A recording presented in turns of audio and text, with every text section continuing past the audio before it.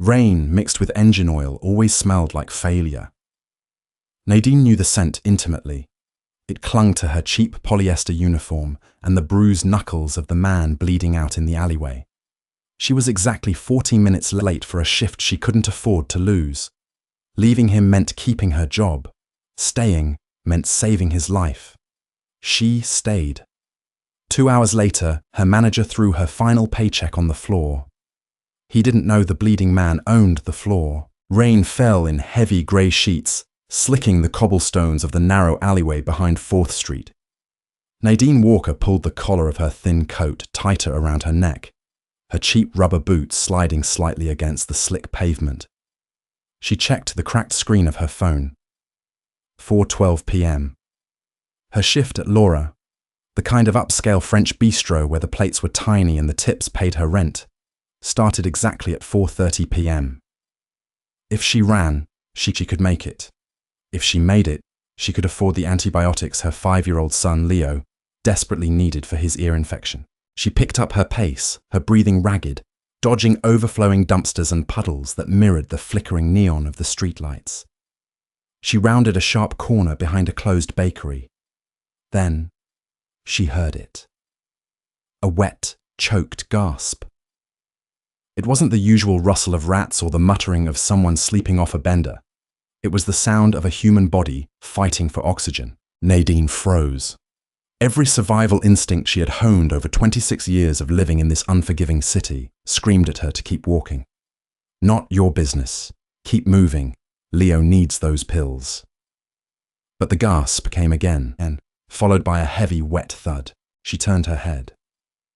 Wedged between a rusted fire escape and a brick wall, half hidden by shadows and garbage bags, was a man. He was slumped sideways, one hand pressed hard against his abdomen. Even in the dim grey light, the dark stain spreading across his charcoal wool coat was impossible to miss. Nadine took a step forward, hesitating. "Hey!" she called out, her voice barely carrying over the downpour. Do you need an ambulance?" The man didn't look up. His head lolled back against the brick. He took a shallow, rattling breath. Nadine swore softly. She dropped her purse and knelt beside him. The metallic, heavy scent of copper hit her instantly, masking the smell of the damp alley.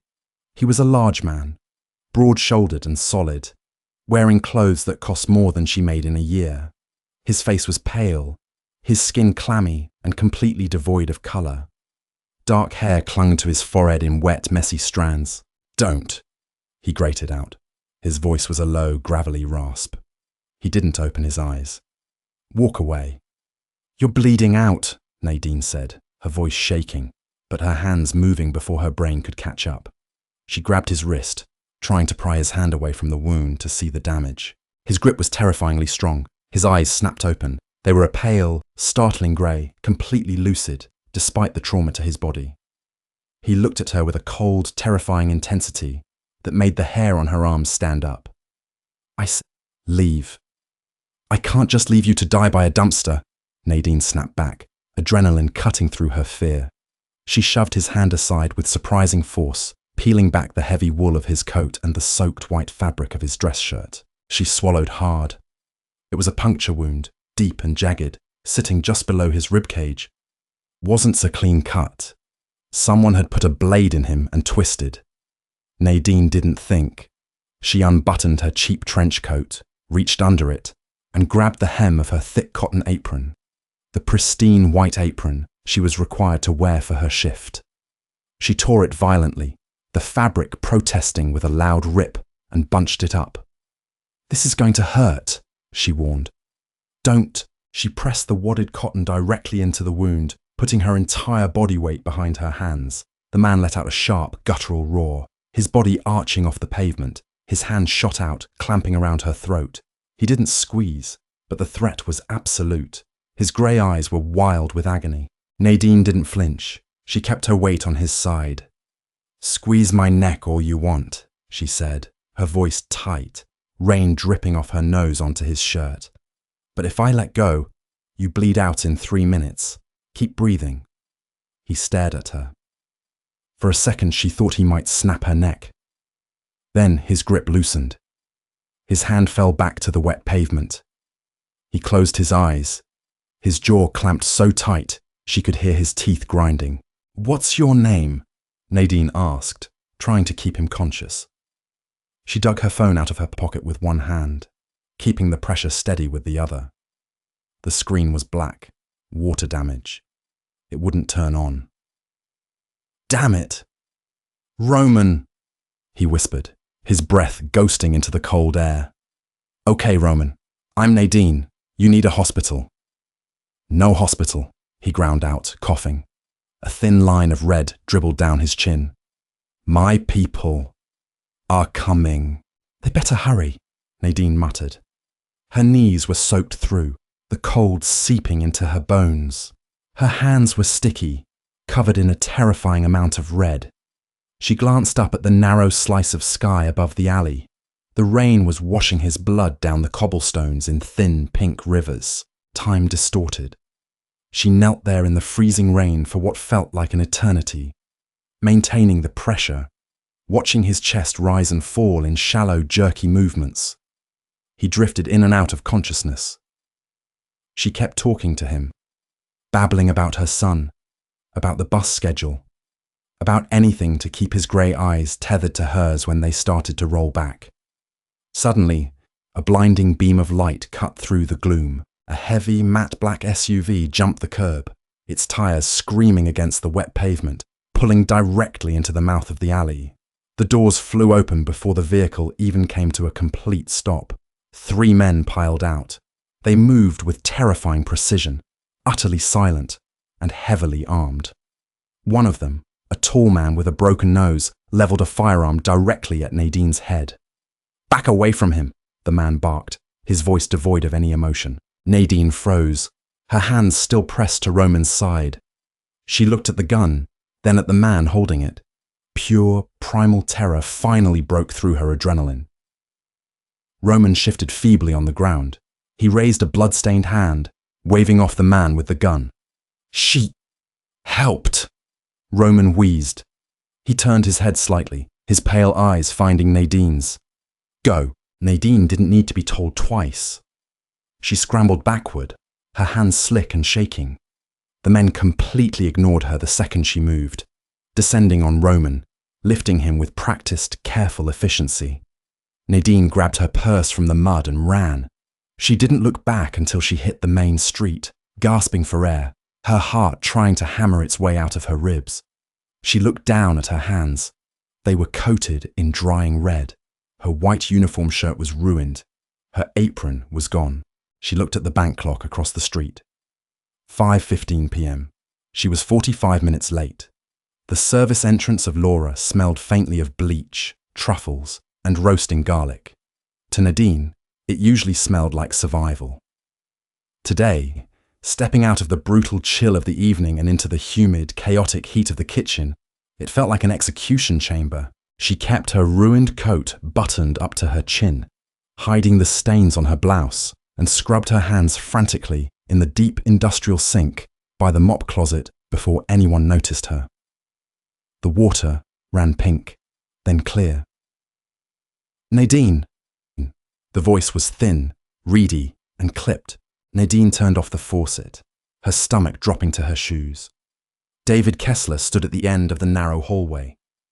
He was a man who wore suits one size too small and believed fear was the only effective management tool. He looked at his watch, tapping the crystal face with a perfectly manicured finger. Shift brief was at 4:30. Service started at 5. It is 5:22. "David, Mr. Kessler, I am so sorry," Nadine started, walking toward him, trying to keep her voice steady. There was an emergency, a medical emergency, in the alley off 4th.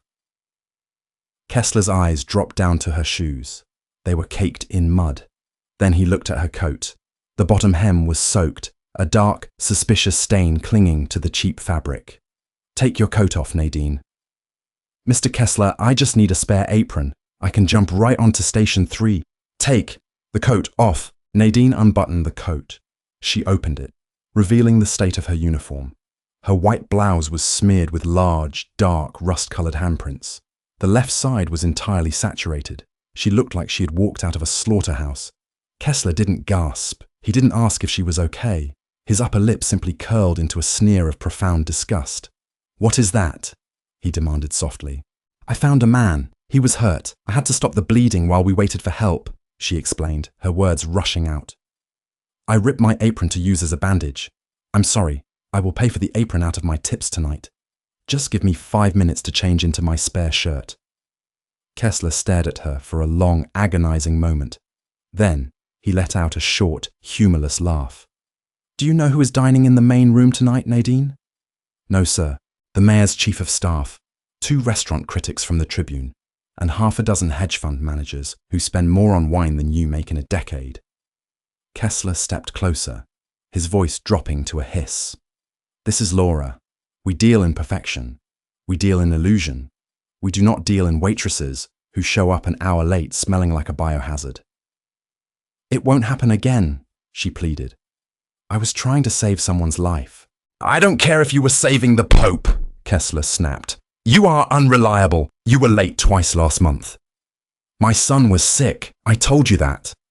"This is a business, Nadine, not a charity, not a daycare, and certainly not a trauma center." He pointed a stiff finger toward the exit. "You're done." Nadine felt the floor tilt. The ambient noise of the kitchen, the clattering pans, the shouting chefs, faded into a dull hum. "No, please, you can't. I need this job, Mr. Kessler. I have rent. I have a kid." "Everyone has a sob story," he said, turning away, adjusting the cuffs of his blazer. "Leave your keycard on the desk. I'll have payroll mail your final check." "Please," she said, stepping forward, desperation entirely stripping her pride. "Put me on dish duty. Put me on scrubbing the grease traps. Don't fire me." Kessler didn't even turn around. "Security will escort you out if you aren't gone in 2 minutes." Nadine stood there, staring at his retreating back. A heavy, suffocating weight settled on her chest. She had nothing left to say. There was no appeal process for the poor. She turned, grabbing her wet coat, and walked out the back door into the freezing rain. The walk home was a blur of cold and misery. She stopped at Mrs. Higgins' apartment on the ground floor of her dilapidated building to pick up Leo. The older woman took one look at Nadine's pale face and asked no questions, just handed her a sleepy, warm 5-year-old and pressed a Tupperware container of soup into her hands. Upstairs in their cramped 1-bedroom apartment, Nadine stripped off her ruined clothes and threw them straight into the garbage. She couldn't afford the coin laundry and the stains were set anyway. She bathed Leo, checked his temperature, still slightly elevated, and tucked him into bed. She sat on the edge of the worn mattress, listening to his somewhat raspy breathing. She had $32 in her checking account. Rent was due on Friday. Her final paycheck from Laura would cover the rent, but not the groceries, and definitely not the antibiotics. She had to find a new job. Tomorrow. Nadine curled her knees to her chest, resting her forehead against them. She thought about the man in the alley. Roman. She wondered if he had lived. She wondered if costing her everything had been worth it for him. She didn't cry. Crying was a luxury for people who had the time to recover. Nadine just set her jaw, turned off the lamp, and sat in the dark. 3 days later, desperation tasted exactly like cheap instant coffee. Nadine had walked 5 miles across the city, handing out severely photocopied resumes to diners, coffee shops, and department stores. Everywhere she went, she was met with the same polite, vacant smiles. "We aren't hiring right now. Leave it on the counter. We'll call you." By Thursday afternoon, she knew she was out of options. She needed her final check from Laura. Kessler had promised to mail it, but she knew his games. He would delay it for weeks out of sheer spite. She needed the physical paper in her hands today so she could cash it at the corner bodega and buy groceries. She arrived at Laura at 3 o'clock, well before dinner service, expecting to find the prep crew bustling. Instead, the front door was locked. The shades were drawn. Nadine frowned. Laura never closed on a Thursday. She walked around to the alleyway and tried the service door. It was unlocked. She pushed it open, stepping into the dim hallway. The kitchen was dead silent. The stoves were off. The stainless steel prep tables were immaculate. stripped of any food. It felt like a tomb. "Hello," she called out, her voice echoing off the tile. No answer. She walked through the swinging double doors into the main dining room. The heavy velvet curtains were pulled shut, plunging the opulent room into shadow, save for the brass lamps illuminated over the mahogany bar. At the far end of the room, sitting at the prime corner booth, were 3 men. 2 of them were standing, their arms crossed, looking remarkably out of place among the fine china and white tablecloths. They wore dark suits that looked tailored to hide shoulder holsters. The 3rd man was sitting at the table. A steaming cup of espresso sat untouched in front of him. Nadine didn't notice them at first. Her eyes were locked on David Kessler. Her former manager was standing near the bar. He wasn't wearing his usual smug expression.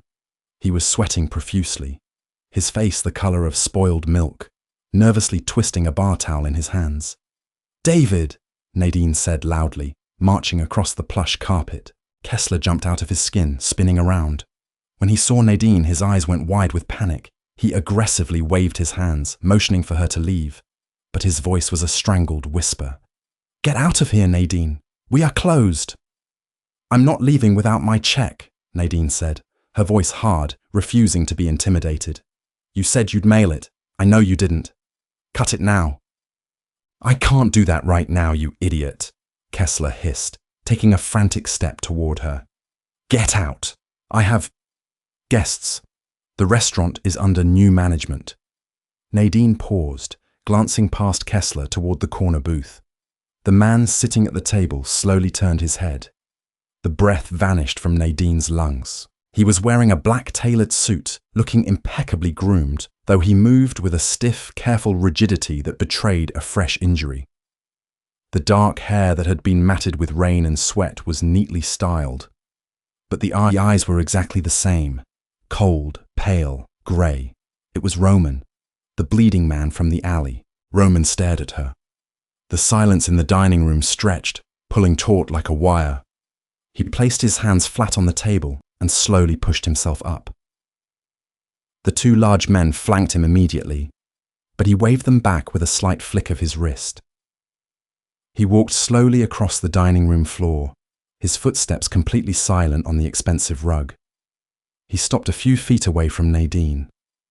He looked taller than she remembered, healthier, and infinitely more dangerous. "You're the girl from the rain," he said.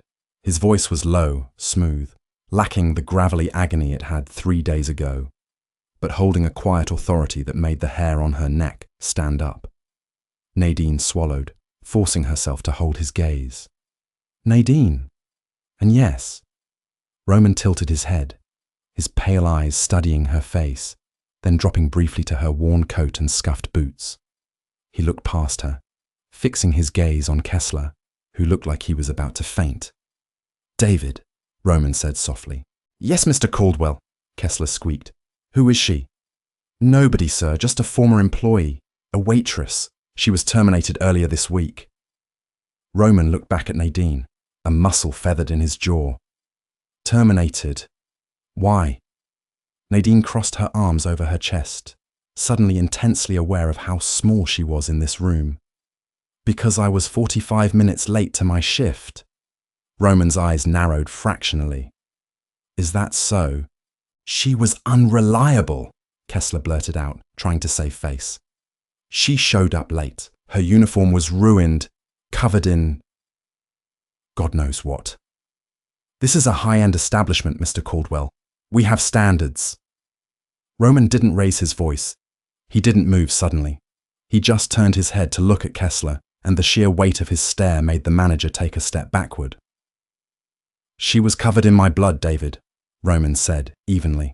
Kessler's mouth opened, but no sound came out. All the blood drained from his face, leaving him a waxy, terrified white. He looked from Roman to Nadine, his mind clearly struggling to process the impossible connection. Roman turned his attention fully back to Nadine. He didn't offer a polite smile. He didn't offer a thank you. He looked at her with a calculating intensity that made her want to run right back out the service door. "You lost your job because you stopped to put your hands inside my ribs," Roman stated. It wasn't a question. Yes, Nadine said, refusing to back down. And now I can't pay my rent. So if you own this place now, tell your manager to cut my final check so I can leave. One of the massive men standing by the booth shifted, a scowl crossing his face at her tone. Roman simply raised a hand, stopping his man in his tracks. Roman reached into the inner pocket of his suit jacket. He pulled out a thick, cream-colored envelope and held it out to her. Nadine looked at the envelope, then at him. What's that? Compensation, Roman said softly. For the apron. Nadine hesitated. She reached out and took the envelope. It was heavy, thicker than a paycheck. She peeled back the flap. Inside, banded together in crisp perfection, were stacks of $100 bills. It had to be $10,000, maybe more. She felt a hot flush of anger. It was the instinct of someone who had scraped by her whole life, recognizing pity when she saw it. I don't want your charity, Nadine said, her voice tight. She stepped forward and shoved the envelope flat against his chest. I want my wages, the hours I worked, nothing else. Roman didn't flinch as she shoved the money back at him. He took the envelope, a strange, dark flicker passing through his pale eyes. For the first time, the corner of his mouth twitched upward in a shadow of a smirk. You're a proud woman, Nadine, he murmured, his voice dropping so low Kessler couldn't hear it. Pride gets people killed in this city. So does bleeding out next to a dumpster, she shot back. Cut my check. Roman stared at her for a long second. Then he turned to Kessler. David. Yes, Mr. Caldwell? Cut Nadine her check, Roman ordered. Then pack your things. You're fired. Kessler's hands shook so violently he smeared the ink on the ledger line. Nadine stood over him in the cramped back office of Laura, watching the gold-plated fountain pen scratch across the company checkbook. The silence in the room was suffocating. Kessler tore the check from the binding and shoved it across the desk without meeting her eyes. She picked it up, inspecting the numbers. $418. It was exactly what she was owed, down to the cent. No severance, no apologies, just the raw mathematics of her labor. Nadine folded the heavy paper, slipped it into her pocket and walked out. She didn't look at Kessler. She didn't look at the two massive men guarding the hallway. When she passed through the main dining room, Roman Caldwell was still sitting at the corner booth. He was casually stirring his espresso. He didn't glance up, but she felt the absolute crushing weight of his attention follow her all the way out the front door. The next 2 hours were a masterclass in the brutal logistics of being poor. Nadine walked 20 blocks to the check-cashing store because she couldn't afford the bank's minimum balance fees. The clerk behind the bulletproof glass took a 7% cut. She took the remaining cash and walked to the pharmacy. The amoxicillin for Leo's ear infection cost $42. Then came the grocery store. Milk, bread, peanut butter, cheap pasta, and a small bag of bruised apples on clearance. By the time she unlocked the deadbolt to her apartment, she had exactly $12 left to her name. It was Friday. Rent was due in 4 days. She had bought her son's health, but she had lost their roof. The weekend passed in a blur of frantic online applications and phone calls that went straight to voicemail. Leo's fever finally broke on Sunday afternoon. He sat on the faded living room rug, happily crashing 2 plastic fire trucks together, completely oblivious to the financial cliff they were actively falling off. Nadine sat on the edge of the sofa, a cold cup of tea in her hands, staring blankly at the peeling paint on the radiator. Monday morning brought a sharp, authoritative knock on the apartment door. Nadine jumped. Landlords didn't knock like that. Eviction notice servers did. She walked to the door, pulling her worn cardigan tight around her chest, and peered through the scratched peephole. She froze. It wasn't a process server. It was the man with the broken nose from the alleyway. Nadine backed away, her heart kicking against her ribs. She looked around the tiny apartment, searching for something heavy. A frying pan. A lamp. The knock came again. Louder. Open the door, Nadine. The voice didn't belong to the man with the broken nose. It was low, smooth, and intimately familiar. It was Roman. She hesitated, then slid the chain lock off and turned the deadbolt. She pulled the door open a few inches. Roman Caldwell stood in the dingy hallway. He looked violently out of place. He wore a charcoal overcoat layered over a dark turtleneck, looking like he had stepped out of a high-end fashion editorial rather than a tenement stairwell. The broken-nosed man stood a few paces behind him, scanning the corridor with bored, dangerous eyes. Roman looked at Nadine, then let his gaze drift past her shoulder, taking in the cramped, dimly lit apartment. He saw the water stains on the ceiling. He saw the cheap toys scattered on the rug. He saw the brutal, undeniable reality of her life. "You're hard to track down," Roman said. "I'm not hiding," Nadine replied, keeping her grip tight on the edge of the door. "What do you want? I got my check." "We're even." "We aren't even." Roman stepped closer. He didn't push the door, but his physical presence demanded space. "You saved my life. I offered you compensation. You threw it back at me." "I told you I don't want charity." "I know." Roman's pale grey eyes locked onto hers. There was a cold, analytical intelligence in his stare that made her feel entirely transparent. "You want to earn it. So, earn it. Get your coat." Nadine frowned. "What?" "I'm offering you a job," Roman said simply. Nadine let out a short, cynical laugh. "Doing what? Waitressing at whatever restaurant you take over next?" "No," Roman said, his expression completely flat. "Managing the front office at Apex Freight. It's a logistics company I own. The current office manager is transitioning out of the role. You're organized. You handle high-stress environments without panicking. And you don't take bribes." He paused, his gaze dropping briefly to her worn shoes before rising back to her face. "The starting salary is $80,000 a year, full benefits, and a schedule that actually lets you see your son." Nadine stopped breathing. $80,000. It was more money than she had ever made in 3 years combined. It meant an apartment with working heat. It meant fresh vegetables. It meant safety. "Why?" Nadine asked, her voice dropping to a whisper. "You don't know me. I know you had a man bleeding out in an alley, and instead of running, you ripped your own clothes apart to keep him alive," Roman said softly. "Loyalty and nerve are rare commodities in my line of work, Nadine. I pay well for them. Now, are you going to stand in this hallway all day, or are you going to come to work?" Nadine looked back at the living room. Leo was still playing with his trucks. She looked back at Roman. She knew exactly what kind of man he was. Apex Freight was a front. Whatever he moved, it wasn't just auto parts or imported textiles. Accepting this job meant crossing a line she could never uncross. But looking at her son, the choice was already made. Poverty was its own kind of violence. She was tired of bleeding.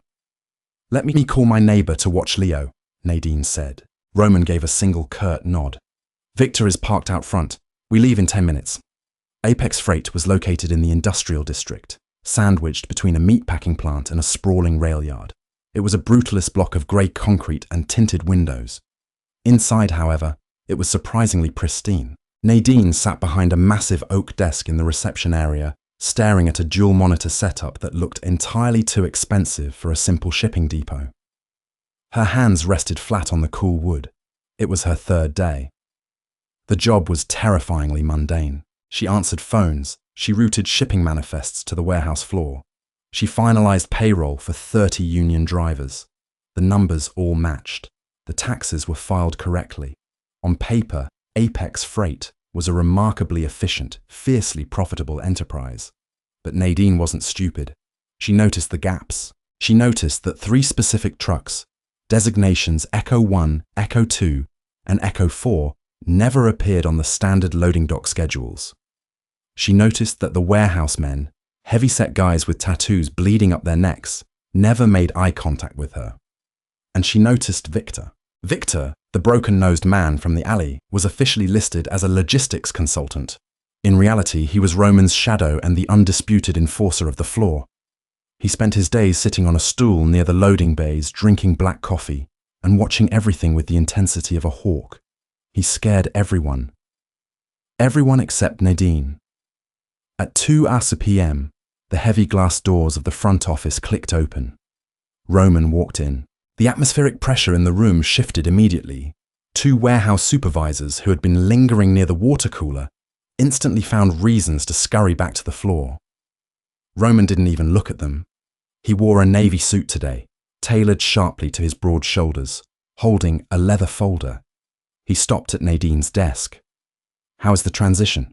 "Fine," Nadine said, keeping her tone professional. "I caught a discrepancy in the overtime logs for the night shift. 3 drivers were claiming double time for hours they didn't clock.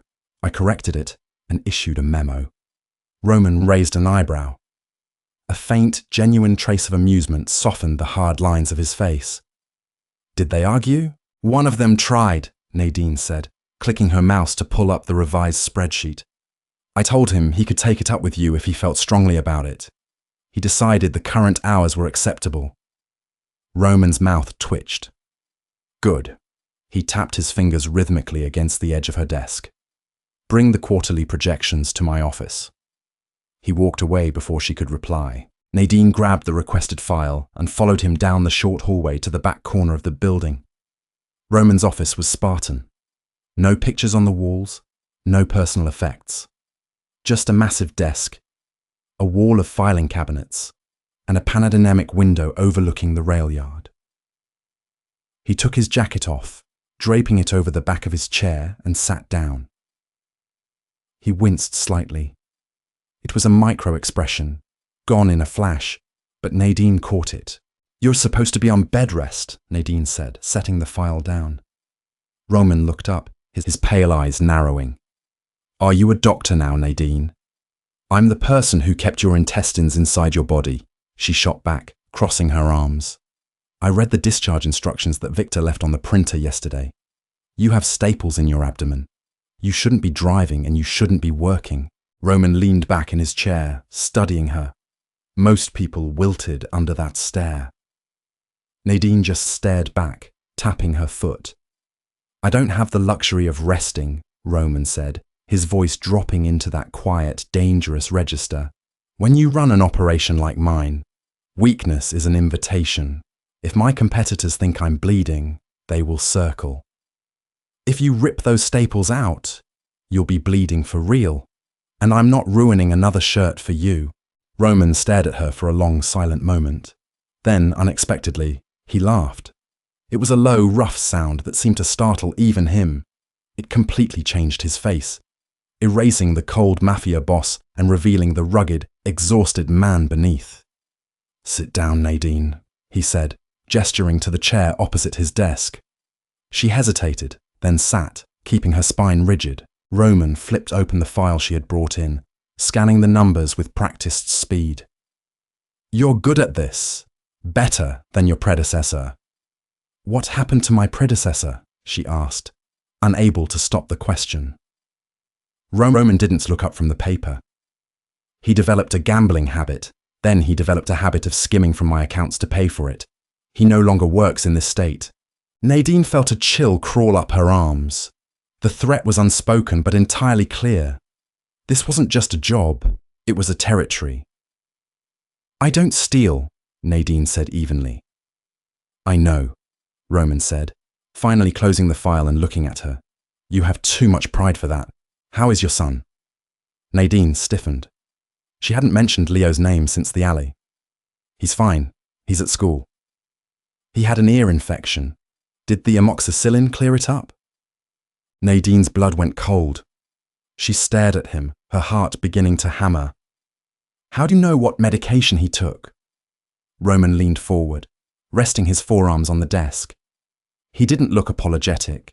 He looked utterly calm. "I own the building you live in, Nadine. I bought it 3 days ago. I know exactly who goes in and out. I know you paid your rent in cash on Friday. I know you walk him to PS 118 every morning at 7:45. Nadine stood up, her chair scraping harshly against the floor. Panic and fury flared in her chest in equal measure. "Are you having us watched?" "I am having you protected," Roman corrected, his voice hardening, demanding she listen. "The men who put that knife in me are still looking for me. By extension, if they find out who patched me up before my crew arrived, they will look for you. I don't leave loose ends, and I don't leave debts unpaid." As long as you work for me, nothing touches you or your boy. Nadine stood frozen. The sheer scale of his control was terrifying. He hadn't just given her a job. He had drawn a perimeter around her entire life. "I don't like being caged, Mr. Caldwell," she said, her voice shaking slightly. Roman looked up at her, his pale eyes unreadable. "It's not a cage, Nadine. It's a fortress. Get back to work." November arrived with a bitter, bone-aching chill that turned the city's puddles into sheets of grey ice.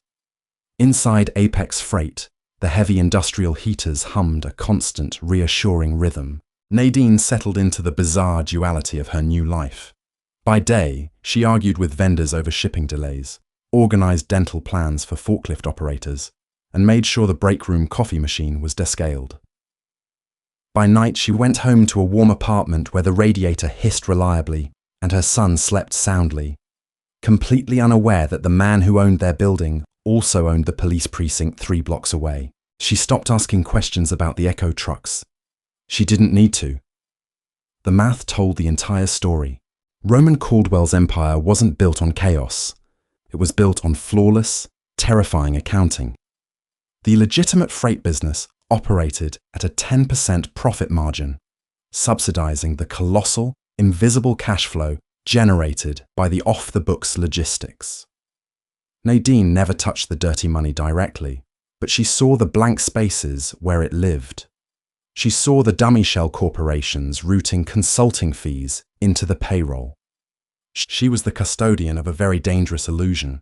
It was a Tuesday afternoon when the illusion shattered. Nadine was deep into a quarterly tax reconciliation, her eyes burning from the harsh blue light of the monitors. The front office was quiet. Victor was out on a collection run. Roman was in his office with the door shut. The heavy glass entrance doors didn't just open, they were shoved violently inward, slamming against the rubber stops with a gunshot crack. 3 men walked in. They didn't wear the high-visibility vests of the loading crew or the sharp suits of Roman's associates. They wore cheap leather jackets and moved with a jagged, aggressive energy that instantly sucked all the air out of the room. The man in the center, short, thick-necked, sporting a jagged scar through his left eyebrow, marched straight toward Nadine's desk. "Where is he?" the man demanded. His voice was a grating rasp that smelled like stale tobacco and cheap mints. Nadine felt a spike of pure adrenaline hit her chest, but she kept her hands flat on the keyboard. She didn't blink. "Do you have an appointment? Mr. Caldwell's schedule is full for the afternoon." The scarred man laughed. It was a vicious, ugly sound. He slammed his palms down on her desk, leaning entirely too close. "I don't need an appointment, sweetheart. Tell Roman that Arthur is here, and he owes me 300 grand for the shipment his boys intercepted on the docks last night." "I don't know anything about a shipment," Nadine said, her voice perfectly level, though her heart was hammering a frantic rhythm against her ribs. She reached slowly toward the landline phone on her desk. "But I will call his office and see if he has a moment." Arthur's hand shot out, grabbing her wrist with crushing force. "Don't touch the phone. You just get up and walk me back there." Pain flared up Nadine's arm. Her cynical survival instinct, honed over years of dealing with abusive managers and hostile landlords, screamed at her to comply, but a newer, sharper anger cut through the fear. She looked at Arthur's hand on her wrist, then looked him dead in the eyes. "Let go of me," she said softly. Arthur sneered. "Or what? Or you leave this building in a bag," a voice said from the hallway. Arthur froze. He released Nadine's wrist and slowly turned around. Roman stood in the doorway of his office. He had discarded his suit jacket, wearing only a crisp white dress shirt with the sleeves rolled up to his forearms, revealing faded, dark ink crawling up his left wrist. He didn't have a weapon drawn. He didn't look angry. He looked utterly, terrifyingly bored. "Arthur," Roman said, stepping out of the hallway, "you're tracking mud on my receptionist's floor." "Your guys hit my container, Caldwell," Arthur spat, though he took a distinct half-step backward. His 2 thugs suddenly looked very interested in the ceiling tiles. "You think you can just bleed out my supply line and I won't come knocking?" Roman walked slowly across the front office. He stopped between Nadine's desk and Arthur. The size difference was stark. Roman loomed over the scarred man, his pale grey eyes stripping Arthur down to his nerves. "I think," Roman said, his voice dropping into a quiet register that carried immense weight, "that you operate in my city only because I allow it. I think your container was carrying undocumented hardware that you failed to pay the transit tax on. And I think if you ever put your hands on my employee again, I will cut them off and mail them to your wife." The silence in the room was absolute. The industrial heaters hummed loudly in the background. Arthur's jaw worked silently. He looked at Roman, then at the heavy wooden doors leading to the warehouse, clearly calculating his odds of survival if Victor and the loading crew walked through. The math wasn't in his favor. "This isn't over." "Over, Roman," Arthur muttered, trying desperately to salvage a shred of dignity. "It's over when I say it is," Roman replied, turning his back on the man. "Get out!" Arthur and his men backed away, practically tripping over themselves to push through the glass doors and disappear into the freezing afternoon.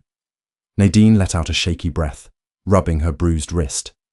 She looked at her monitor, finding it difficult to focus on the tax spreadsheets. Roman turned back to her. The cold, dead-eyed killer vanished, replaced instantly by the man who had bought her apartment building to keep her safe. He looked at her wrist. A dark red mark was already blooming on her pale skin. His jaw tightened. He reached out, his large warm hand gently encircling her forearm. His thumb brushed over the bruised skin with a startlingly tender touch. "Did he break the skin?" Roman asked quietly. "No," Nadine said, forcing her voice to remain steady. "I'm fine, just startled." Roman didn't let go.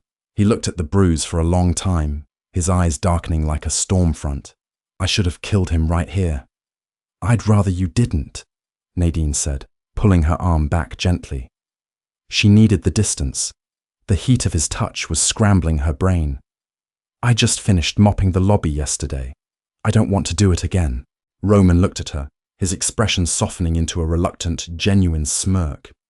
"You're a very practical woman, Nadine." "Someone has to be," she said, turning back to her keyboard. "Now, unless you want the IRS looking closer at your transit taxes, let me finish these filings." 2 weeks later, practicality wasn't enough. It was a Friday night.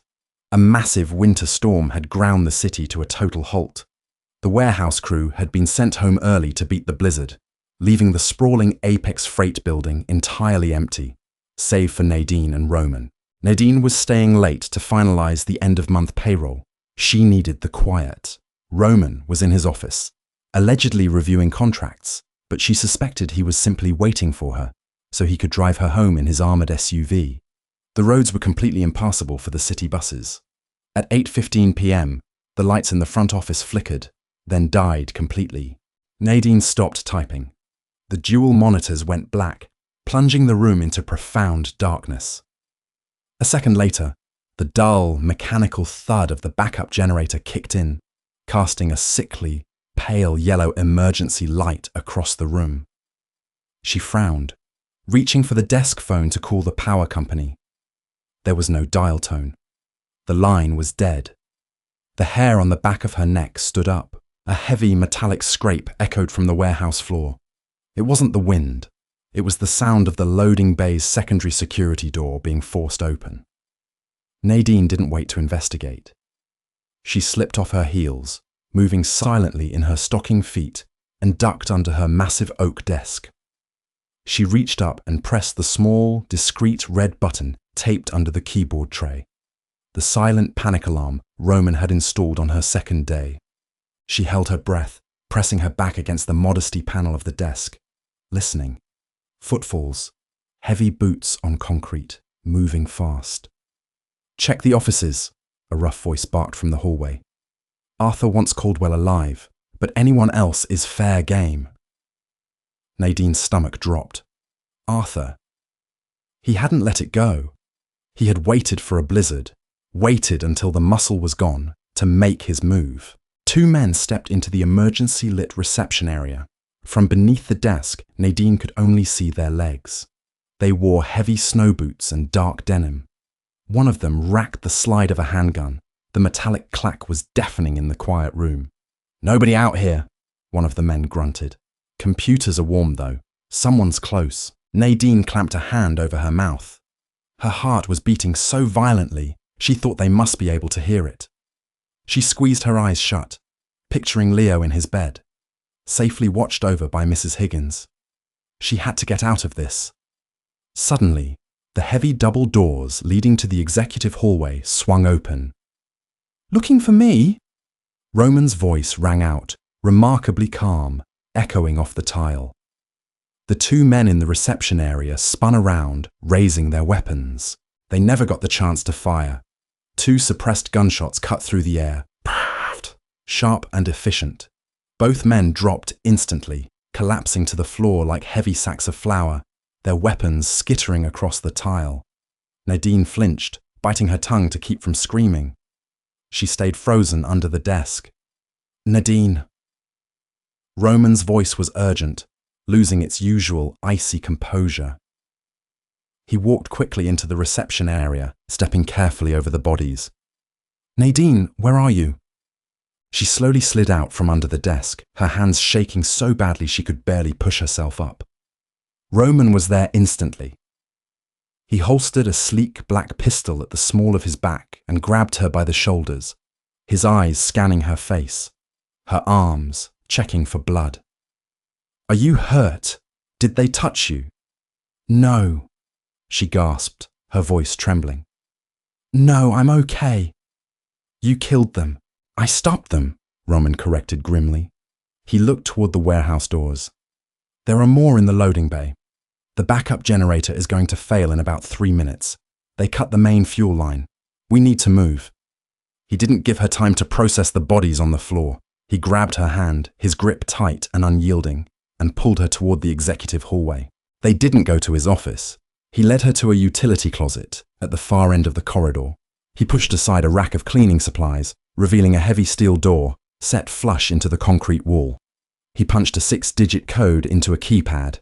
The door hissed open. "Get in," Roman ordered. Nadine looked inside. It was a reinforced panic room, lined with security monitors, a weapons rack, and medical supplies. "What about you?" "I have to secure the perimeter. Victor was 5 minutes out when the alarm tripped. I just need to hold them off until he gets here." "You're outnumbered," Nadine argued, panic fully gripping her. She looked at his abdomen, remembering the jagged wound she had packed with her bare hands just weeks ago. "You can't fight a warehouse full of men alone." Roman stopped. He looked down at her, his expression softening amidst the chaos. He reached out, his hand cupping the side of her face. His thumb brushed over her cheekbone. It was an intensely intimate gesture, wildly out of place in a hallway smelling of cordite and impending death. "I have spent my entire life surviving people who wanted me dead, Nadine," he said quietly. "I am not going to die tonight. I have too much to lose now." He stared at her for a second longer, the unsaid words hanging heavy in the dim emergency light. Then he stepped back, his face hardening back into a mask of pure violence. "Lock the door behind me," Roman commanded. "Do not open it for anyone but me or Victor." He turned and walked back down the hallway, drawing his weapon, disappearing into the shadows.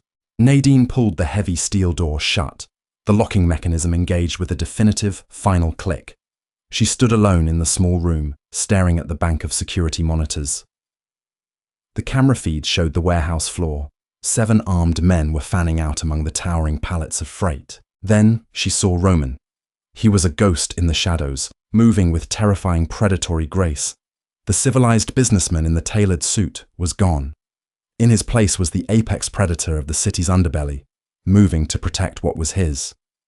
Nadine watched the screens, her hands pressed flat against the cold steel of the door, realizing with terrifying clarity that she wasn't just an employee anymore. She was part of his world, and she didn't want to leave. Gunfire didn't sound like it did in the movies. Filtered through the heavy steel of the panic room door, the shots sounded like someone violently beating a tin roof with a ball-peen hammer. Flat, ugly, final. Nadine stood paralyzed before the bank of glowing security monitors, her breath catching in her throat. The camera feeds were grainy, washed out by the sickly yellow glow of the failing emergency lights, but the violence was horrifyingly clear. Roman was a ghost navigating a graveyard of his own making. He didn't waste movement, he didn't hesitate. He moved between the towering stacks of wooden pallets with lethal, calculated precision. 2 of Arthur's men tried to flank him near the loading docks. Roman dropped into a crouch, fired twice, and kept moving before they even hit the concrete. He was protecting his territory. He was protecting her. Nadine pressed her trembling hands against her mouth, a nauseating mix of terror and awe pooling in her stomach. She had spent her entire life running from danger, avoiding the dark corners of the city, keeping her head down so the monsters wouldn't notice her. Now, the biggest monster in the city was tearing men apart to ensure she got to go home to her son. On the screen, a massive man with a shotgun rounded a forklift, catching Roman by surprise. Roman twisted violently, taking a glancing blow to his shoulder that sent him crashing hard into a steel shelving unit. The entire structure shuddered. Nadine let out a muffled scream, stepping closer to the glass, her fingernails biting into her palms. Roman didn't stay down. He used the momentum of his fall to sweep the man's legs out, bringing his heavy pistol down in a brutal, sickening arc across the attacker's jaw. Then, the warehouse bay doors buckled. A matte black SUV smashed through the reinforced steel grating in a shower of sparks and shattered glass, the heavy vehicle ploughing straight into the remaining intruders. The passenger doors flew open before the tires stopped smoking. Victor stepped out, a matte black rifle pressed tight to his shoulder. 3 more men poured out behind him. The firefight was over in less than 40 seconds. Silence descended on the monitors. Victor gave a sharp, tactical hand signal, and his crew immediately began securing the perimeter, dragging the unmoving bodies toward the center aisle with chilling, practiced efficiency. Nadine watched Roman slowly push himself off the concrete floor. He leaned heavily against a forklift, his chest heaving, his left arm hanging at an awkward angle. He looked directly at the nearest security camera. Even through the distorted, grainy feed, the intensity in his grey eyes was absolute. 5 minutes later, the heavy electronic lock on the panic room door clicked. The door hissed outward. Roman stood in the threshold. His white shirt was torn at the shoulder, smeared with dark grease and a fresh, bright streak of red. He smelled heavily of copper, freezing rain, and burnt gunpowder. He was breathing hard, the adrenaline clearly beginning to crash, leaving behind raw exhaustion. He didn't step inside. He just looked at her, searching her face for the inevitable revulsion. He expected her to look at him the way Kessler had looked at her in the kitchen, like a biohazard, like a monster. Nadine didn't back away. She walked forward, closing the distance between them. She reached out, her hands shaking slightly, and carefully touched his uninjured arm. His muscles were rigid, corded tight with remaining tension. "You're bleeding," she said, her voice dropping to a raw whisper. Roman looked down at his arm, then back to her. A muscle ticked in his jaw. "It's a graze. Victor is handling the cleanup. The police won't be called. The perimeter is secure." He was reciting a situation report, trying to maintain the wall of the untouchable boss, but his voice was jagged. "I don't care about the perimeter," Nadine said fiercely, her fingers tightening on his sleeve. She pulled him gently into the panic room, away from the hallway. "Sit down." Roman resisted for a fraction of a second, then allowed her to guide him to the small metal cot against the wall. He sat heavily, resting his elbows on his knees, his head dropping forward. Nadine grabbed a first aid kit from the shelf. She knelt in front of him, just as she had in the alley weeks ago. This time, there was no freezing rain. There was no terror of the unknown. There was just the undeniable, terrifying realization that she cared deeply for the man sitting in front of her. She carefully peeled the torn fabric away from his shoulder. The bullet had taken a shallow groove of flesh. Painful, but not critical. She opened a bottle of antiseptic. "This is going to sting," she warned. "I'm used to it," Roman muttered, his voice rough. She pressed the soaked gauze to his skin. Roman hissed through his teeth, his hand instinctively clamping around her waist to anchor himself against the burn. His grip was entirely different from the alley. It wasn't a threat. It was an anchor. Nadine froze, the heavy warmth of his hand seeping through her thin blouse. She looked up. Roman was already looking at her. The distance between them was entirely gone. "I gave you a job to keep you safe," Roman said softly, the words tearing out of him like a confession. "To keep you out of the crossfire, and I brought it right to your desk." "Arthur brought it to my desk," Nadine corrected, keeping her eyes locked on his. She taped a bandage over the wound, smoothing the edges down with her thumb. "You finished it. I knew exactly who you were when I took the job, Roman.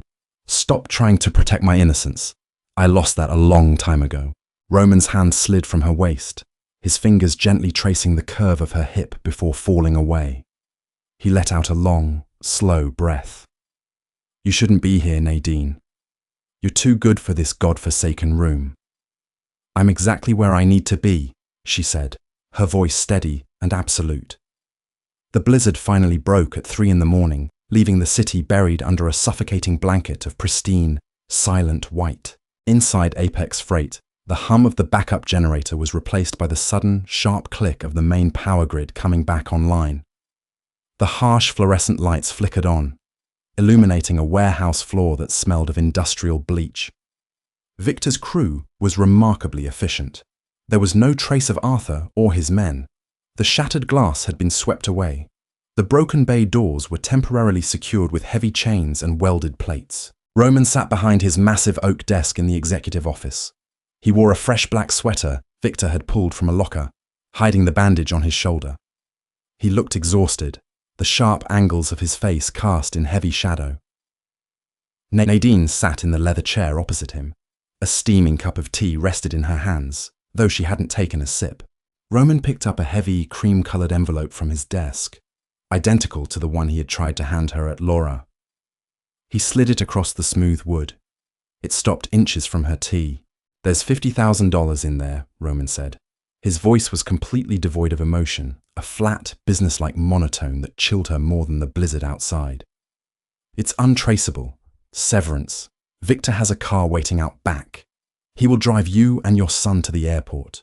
You can go anywhere. Chicago, Seattle. Start over." Nadine stared at the envelope. The paper looked blindingly white under the desk lamp. She didn't touch it. "Are you firing me, Mr. Caldwell?" she asked softly. "I am giving you an exit," Roman corrected, leaning forward, resting his forearms on the desk. The mask of indifference cracked, revealing the raw, bleeding desperation underneath. "Arthur was a bottom feeder. A symptom. But he won't be the last. In my world, anyone I keep close becomes a target. Tonight proved that I can't guarantee your safety. Not completely. So you're deciding what's best for me?" "I am trying to keep you alive, Nadine." Nadine let out a short, sharp laugh. It wasn't amused, it was bitter, forged from years of grinding poverty and men making choices for her. She put her teacup down with a sharp clatter. "Do you know what kept me awake at night before I met you?" Nadine asked, leaning forward, matching his intensity. "Wondering if the heat would get shut off in December. Wondering if Leo's fever would spike and I wouldn't have the $40 for a clinic visit. Wondering if my landlord would finally change the locks while I was scrubbing grease traps for a man who treated me like dirt." She reached out and pushed the envelope back across the desk. "That was my reality," she continued, her voice trembling with barely suppressed fury and conviction. "That was my danger. It was slow and it was quiet, and it was going to kill me eventually. You think this scares me? You think a few men with guns are worse than watching my son freeze in a dark apartment?" Roman stared at her, utterly silent. The muscles in his jaw worked furiously. "Since I took this job," Nadine said, her voice dropping, softening into something deeply intimate. "My son has a warm bed. He has medicine. I have dignity. I am not running away, Roman. I am not taking your severance. And I am not leaving." Roman closed his eyes for a fraction of a second. When he opened them, the pale grey was burning with a quiet, terrifying devotion. He pushed his chair back and stood up. He walked around the desk slowly, moving with the stiff caution of a wounded man, and stopped in front of her chair. He reached down, taking her hands in his, and gently pulled her to her feet. He didn't say a word. He didn't need to. He brought his hands up, framing her face, his thumbs brushing lightly over her cheekbones. The cold, calculating Mafia boss was completely gone. In the quiet of the office, surrounded by the remnants of a war zone, he was just a man looking at the only woman who had ever dared to stay. He lowered his head. The kiss wasn't gentle. It was desperate, bruising, and heavy with the weight of everything they had survived. It tasted of adrenaline, cold tea, and absolute certainty. Nadine kissed him back fiercely, her hands sliding up his chest, wrapping around his neck, pulling him closer. She anchored herself to him, fully accepting the darkness, the danger, and the security he offered. When they finally broke apart, Roman rested his forehead against hers. His breathing was ragged. "If you stay," Roman whispered against her lips, his voice a gravelly vow. "You are mine.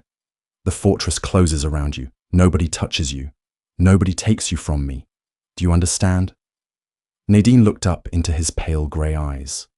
She saw the blood on the ledger. She saw the bodies in the warehouse. She saw the absolute safety of his empire. She smiled, a cynical, beautiful curve of her lips. "I'm ready to clock in for my shift," she said. The line between survival and surrender is razor thin. Nadine didn't just find a job, she found a kingdom hidden in the shadows, and a man who would burn the city down to keep her warm. Sometimes, the most dangerous choices are the only ones that actually keep us safe. What would you do if the only way out of the dark was to hold the hand of the monster? If you enjoyed this gritty story of loyalty and survival, hit that like button, share it with your friends, and subscribe for more intense, grounded dramas.